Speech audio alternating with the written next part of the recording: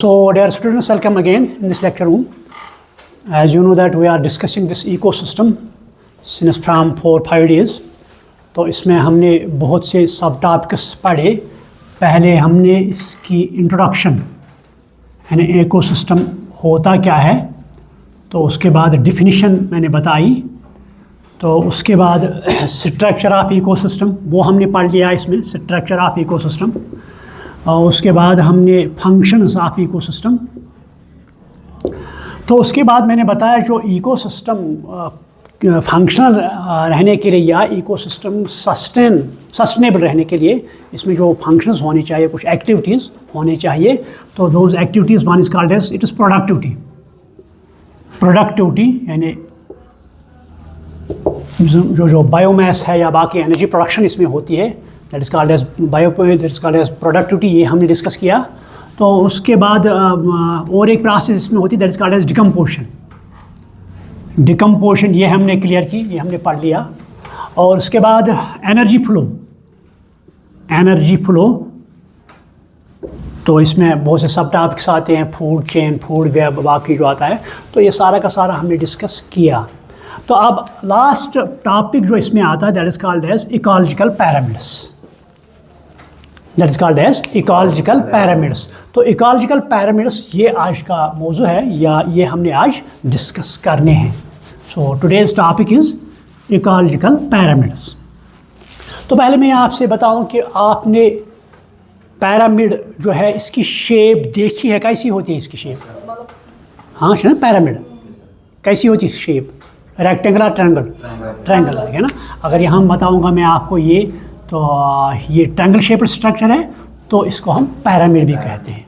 तो आपने पैरामिड के बारे में जो मतलब अगर हम ग्रीक जिसे मिस्र कहते हैं वहाँ आपने बहुत से पैरामिड सुने होंगे है ना. तो वहाँ तो पैरामिड कुछ हिस्ट्री बताते हैं पुरानी मिस्र की. तो यहाँ पर जब हम इकोलॉजी में आते हैं, तो इकोलॉजी में जब हम इकोसिस्टम पढ़ते हैं, तो इकोसिस्टम में हमने पढ़ लिया जो प्रोड्यूसर्स आते हैं, डिफरेंट टाइप्स ऑफ ऑर्गेनिज्म या ट्रॉपिक लेवल्स आते हैं, प्रोड्यूसर्स आते हैं, कंज्यूमर्स आते हैं, डिकम्पोजर्स आते हैं. तो इनकी रिलेशनशिप क्या है? तो इस रिलेशनशिप को हम रिप्रेजेंट करते हैं, ग्राफिकली हम रिप्रेजेंट करते हैं. तो उस ग्राफिकल रिप्रेजेंटेशन को हम पैरामिड कहते हैं. इसको ये एक्चुअली एक साइंटिस्ट था या बॉटनिस्ट या इकोलॉजिस्ट कॉल्ड एज, आप लिखो चार्ल्स एलेटॉन. ये एक इकोलॉजिस्ट था, he is called as Charles Elton in 1970. So ये एक इकोलॉजिस्ट या बॉटनिस्ट था that is called as German botanist that is called as Charles Elton. तो उसी ने ये जो ग्राफिकल रिप्रेजेंटेशन है, आप लिखो graphical representation of different ecological parameters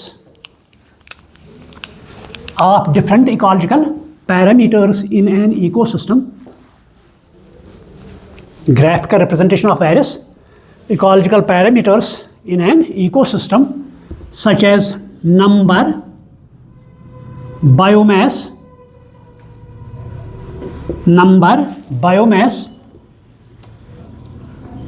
energy.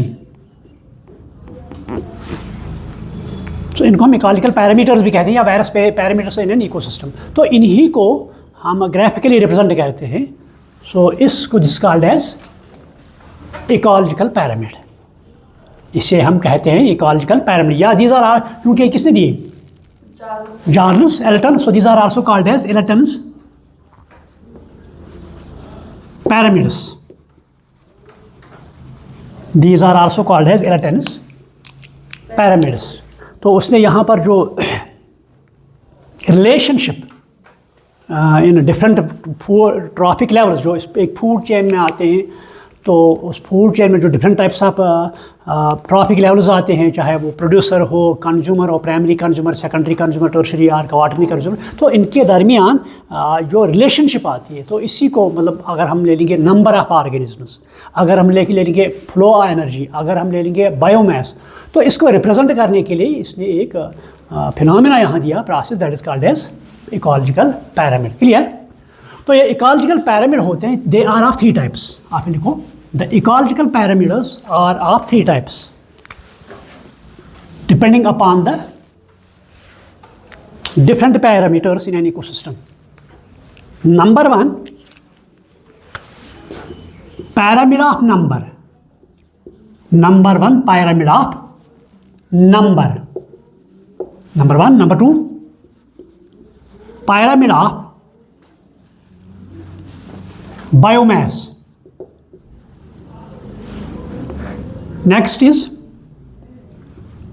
pyramid of energy. क्योंकि एक इकोसिस्टम में ये 3 तरह के पैरामीटर्स है, number of producers, consumers, what ever, different trophic levels, या जो बायोमास बनता है या ऑर्गेनिक मैटर जो प्रोड्यूस होता है इस इकोसिस्टम में, या जो एनर्जी फ्लो होती है इसमें। तो ये 3 तरह के पैरामीटर्स हैं। तो इन्हीं पर हम पैरामीटर्स को क्लासिफाई करते हैं in different into 3 types. One is called as pyramid of number, second is called as pyramid of biomass, third is called as pyramid of. So एक एक करके इन्हीं को हम ले लेंगे। तो इस पैरामिड में क्या करते हैं हम, it is a triangle shaped structure. तो बेस पर हम, ये बेस है, तो इस बेस पर हम प्रोड्यूसर्स रखते हैं। यानी आप लिखो, the base of ecological pyramid is represented by, it is represented by producers.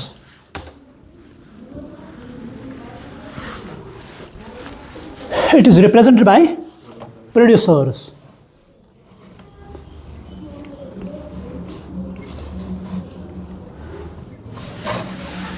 For example यहाँ पर एक मैं नंबर ले लूँगा, 58,42,000। मान लो नंबर ऑफ प्रोड्यूसर्स यहाँ पर कितने हैं, 8,40,000। तो सेकंड इज लेवल जो है यहाँ पर वो कंज्यूमर होगा। मान लो यहाँ पर, क्योंकि आपके एनसीईआरटी है वहाँ पर ये दिया गया है डेटा, तो इसलिए मैं यहाँ लिखता हूँ 7,08,000। 7,08,000 ये भी कंज्यूमर है। तो उसके बाद और एक कंज्यूमर टाइप है, 5,03,000।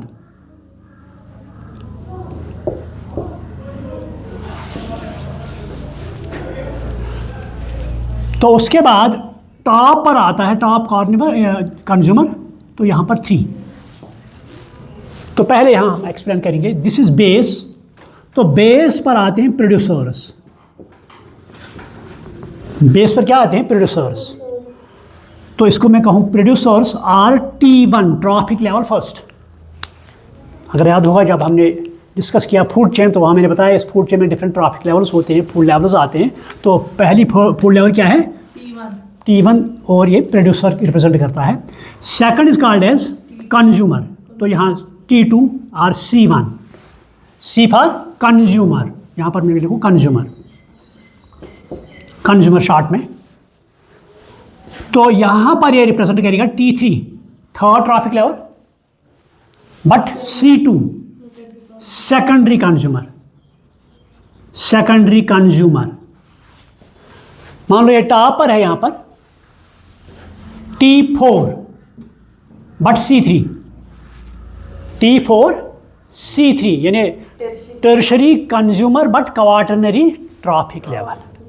ठीक है, तो अगर ये ले लेंगे यहाँ पर, ये एक पैरामीटर यहाँ शेप बन गया। सो यहाँ पर हमने रिप्रेजेंट किस पैरामीटर को किया, number of organisms. So this में be called as parameter of, आप लिखो this called as parameter of number, this called as parameter of number. आप इसको एक्सप्लेन करेंगे यहाँ पर। तो बेस पर कंज्यूमर्स ज़्यादा आते हैं या प्रोड्यूसर ज़्यादा आते हैं, कम आते हैं, 58,42,000।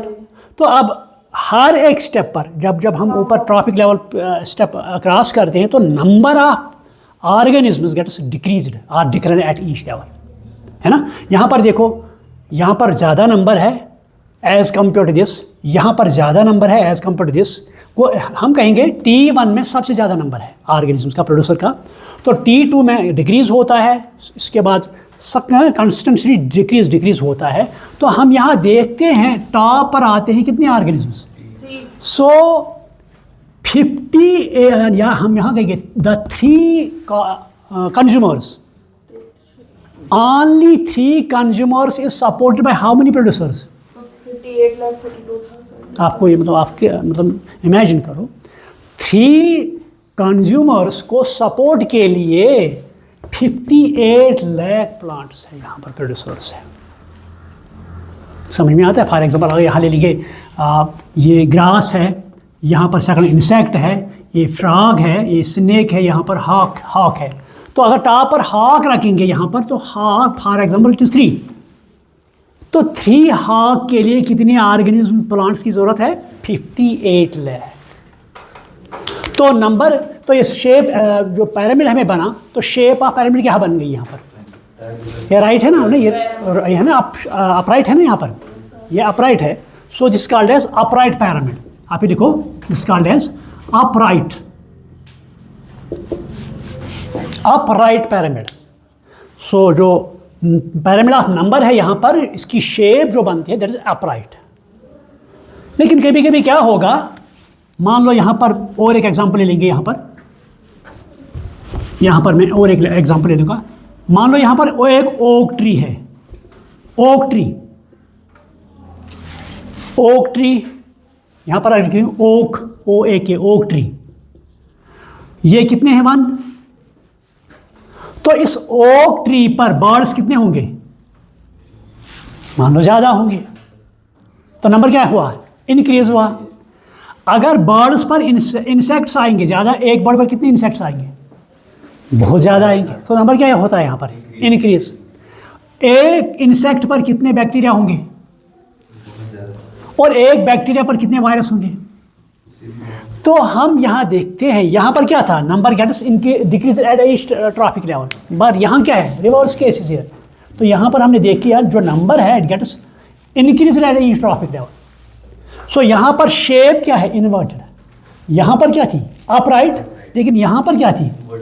Inverted. So this called as inverted pyramid, inverted pyramid. So जो नंबर पिरामिड ऑफ नंबर जो है, इसमें 2 शेप्स आ सकते हैं। एक शेप तो अपराइट है, दूसरा टाइप जो है दैट इज इन्वर्टेड। अपराइट में क्या होता है? Number gets decrease at each trophic level, but inverted में क्या होता है? Number gets increase at each trophic level. So कभी कभी आ सकता है ऑब्जेक्टिव आपको, the shape of pyramid in number, pyramid of number, it will be upright और इन्वर्टेड और बोथ आर नन, ये आ सकता है ऑब्जेक्टिव। तो यहाँ पर दोनों के दोनों बन सकते हैं। क्लियर? अब तो यहाँ ले लेंगे जिसका डेज पिरामिड ऑफ नंबर।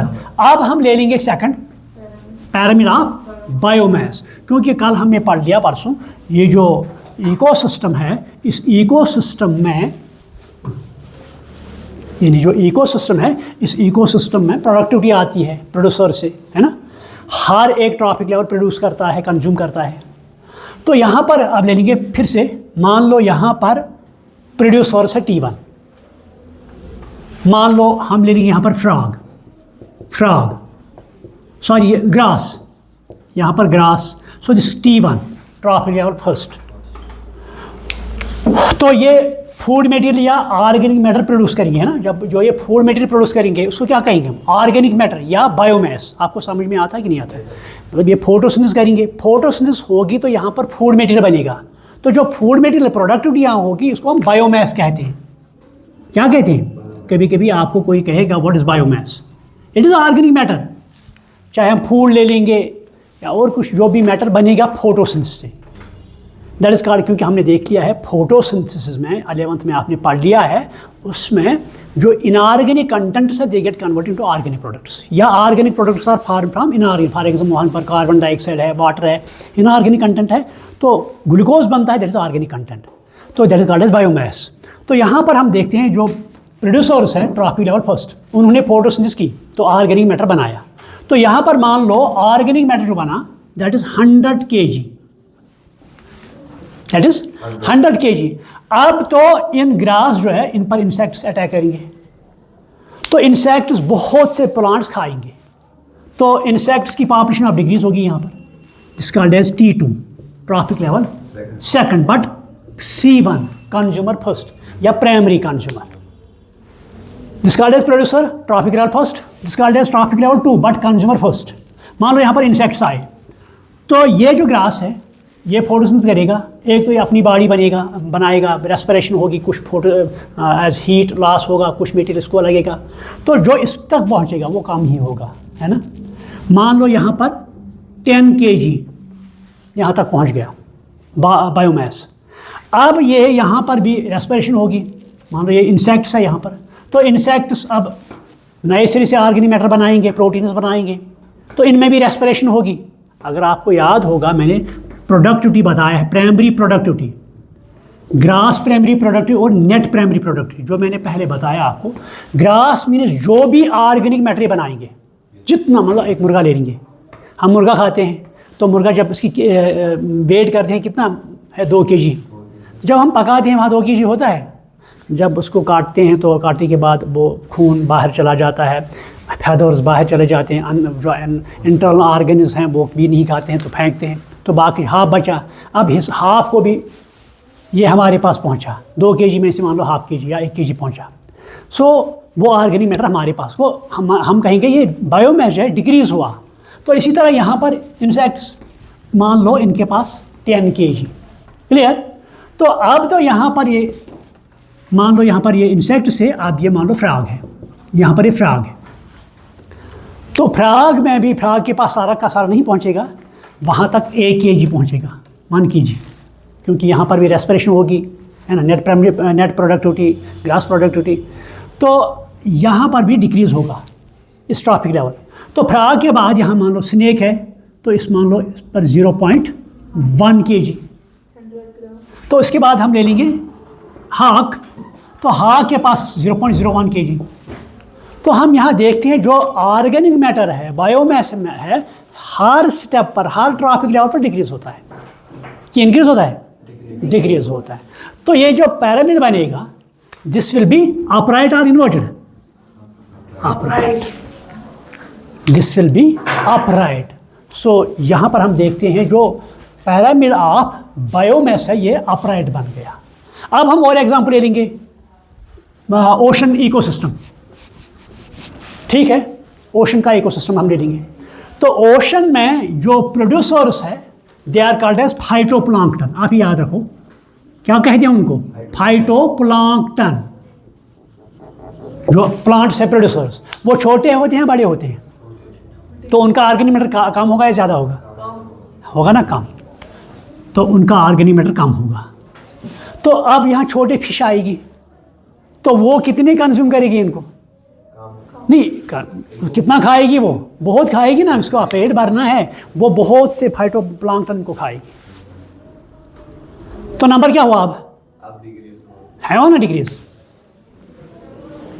यहाँ पर डिक्रीज हुआ, या हम कहेंगे यहाँ पर ज़्यादा है, उसमें भी वो डिक्रीज हुआ एट ईच ट्रॉपिक लेवल। अब मगर ऑर्गेनिक मैटर ये तो नंबर डिक्रीज हुआ, मगर बायोमास क्या हुआ, बायोमास इंक्रीज हुआ, वो बायोमास यहाँ पर इंक्रीज हुआ। तो क्योंकि फिश फाइटोप्लैंक्टन से बहुत बड़ी होती है, अब बड़ी फिश आ गई, तो इस बड़ी फिश ने इन छोटे छोटे फिश को निकाल दिया, तो वो ऑर्गेनिक मैटर बनाएगी कम या ज़्यादा, ज़्यादा बन। यहाँ पर ऑर्गेनिक मैटर एज ई ट्रॉपिक लेवल इंक्रीज होता है डिक्रीज होता है, तो यहाँ पर जो शेप ऑफ पिरामिड बन गई वो इन्वर्टेड है कि upright, inverted. So this called as inverted, inverted pyramid. तो यहाँ पर भी जो पिरामिड ऑफ बायोमास है, यहाँ पर भी हमें दो तरह के पिरामिड्स बने, एक तो upright, at each trophic level the content gets decreased, but second is inverted, at each trophic level organic matter or biomass gets increased। ये याद रखना, कभी कभी ऑब्जेक्टिव आ सकता है, जो पिरामिड ऑफ बायोमास है क्या इसमें इन्वर्टेड पिरामिड बनता है या अपराइट बनता है, हमने देख लिया। कभी कभी एग्जाम्पल आप बता दो, एग्जाम्पल किस में इन्वर्टेड बनेगा किस में अपराइट बनेगा, क्लियर। अब हम ले लेंगे last one, that is called as pyramid of energy. यहां पर ले लेंगे पैरामिड ऑफ एनर्जी। तो बेस पर क्या रखेंगे आप? प्रोड्यूसर्स, है ना। तो यहां पर हम देखते हैं, जब लाइट, अगर आप याद होगा कल मैंने कहा जो फोटोसिंथेटिकली एक्टिव रेडिएशन, PAR, आपको याद है कल मैंने बताया PAR, फोटोसिंथेटिकली एक्टिव रेडिएशन, तो ये जो प्लांट पर पड़ती है लेस देन 50%। तो प्लांट ट्रैप करता है इसमें से 2 to 10%, लेस देन ऊपर से आती है प्लांट पर पड़ती है, लेकिन प्लांट इसका 2 to 10% इसका इस्तेमाल करता है। तो फिर ये एनर्जी इसमें बन गई, मान लो यहाँ पर एनर्जी बन गई 100 किलो कैलोरी फॉर एग्जांपल। यहाँ मतलब कितना नंबर, हमें उसकी तरफ नहीं जाना है नंबर की, हमने देखना है कि एनर्जी, मान लो यहाँ पर एनर्जी बन गई कितनी, 100 किलो कैलोरी। मान लो ये this is grass, trophic level first, they are called as producers also, they are called as producers, clear. तो अब यहाँ पर ये एनर्जी अब शिफ्ट होगी किन में, इंसेक्ट्स में। अगर आपको याद होगा फूड चेन में पहले ग्रास आता है, इसके बाद इंसेक्ट्स, इसके बाद फ्रॉग, तो इसके बाद स्नेक आता है, इसके बाद हॉक। इसने कितनी एनर्जी बनाई, 100 किलो कैलोरी। क्या सारी की सारी एनर्जी इन पर पहुंचेगी? तो हमें पता है जब ये एनर्जी ट्रांसफ़र होता है यहाँ पर, most of energy gets wasted, nearly about how much, 90%। At ये जो मैंने कल बताया, जो लाइनमैन था उसने लॉ दिया था, वो लॉ क्या है, 10% लॉ ऑफ एनर्जी। उसने कहा कि जब एनर्जी ट्रांसफ़र होती है from one trophic level to another trophic, तो यहाँ पर 90% गेट्स वेस्टेड और loss of energy, only 10% is called as usable form of energy. तो ओनली 10 इसका 10% क्या आएगा, 10 किलो कैलोरी आएगा ना। So, this is called as trophic level second, but C1 consumer first. ठीक, मान लो ये इंसेक्ट्स है, these are producers, grass, these are insects, clear. तो उसके बाद ये एनर्जी ट्रांसफर होगी किन में, नेक्स्ट ट्रॉपिक लेवल में। मान लो यहाँ पर फ्रॉग हम ले लेंगे, फ्रॉग फ्रॉग है यहाँ पर। तो फ्रॉग में that is called as T3, third trophic level, but C2 means C2 consumer, secondary consumer. This called as tertiary trophic level, but ये याद रखना, कभी की गड़बड़ होता है बच्चों में, वो इसको गड़बड़ कर देते हैं कि यार C2 क्या होता है। अगर C2 है वाई C3, अगर T3 है why C2। T means trophic level, वो अलग है। C मीन्स कंज्यूमर, वो अलग है, नेचर ऑफ फूड है, कोई कौन किसका ऐसा इस्तेमाल करता है। तो उसके बाद मान लो यहाँ पर अब आएगा snake will be called as T4, quaternary trophic level, but it is called as C3 tertiary. तो इस तक यहाँ पर आएगी 1 किलो कैलोरी, तो इसमें क्या आएगी 0.1 किलो कैलोरी, क्योंकि हमने ये लॉ जो है लाइन में लॉ ऑफ 10% एनर्जी, तो इस ट्रॉपिक लेवल पर क्या होगा, डिक्रीज या वेस्ट होगी 90%। तो फाइनली हम ले लेंगे फॉर एग्जाम्पल यहाँ पर हॉक, तो यहाँ पर कितने पहुँचेगी 0.01 किलो कैलोरी। तो हम यहाँ देख रहे हैं कि पहले ट्रॉपिक लेवल पर 100 किलो कैलोरी, तो टॉप पर क्या पहुंची, सो ईच स्टेप पर, ईच ट्रॉपिक लेवल पर there is decrease of energy. So the shape of pyramid क्या बनता है यहाँ पर, शाबाश, अपर राइट। तो ये जो एनर्जी पैरामिड ऑफ एनर्जी है, यहाँ सिर्फ और सिर्फ क्या बनता है, अपराइट, ये याद रखना। उन दोनों में हमने देखा बोथ, बट यहाँ पर क्या है, ओनली वन। ये आप लिखो, in case of pyramid of energy only upright, only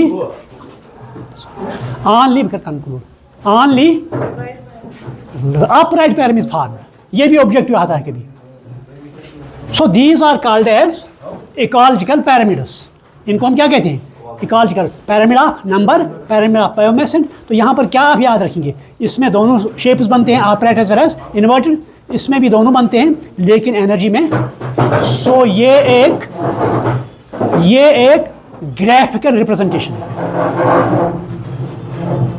ये एक ग्राफिकल रिप्रेजेंटेशन है। आप जो डिफरेंट ऑर्गेनिज्म है इनकी रिलेशनशिप, इनको हम इकोलॉजिकल pyramids के. So I think this is sufficient for today. Any question? Any confusion? So I should stop over here. Thank you.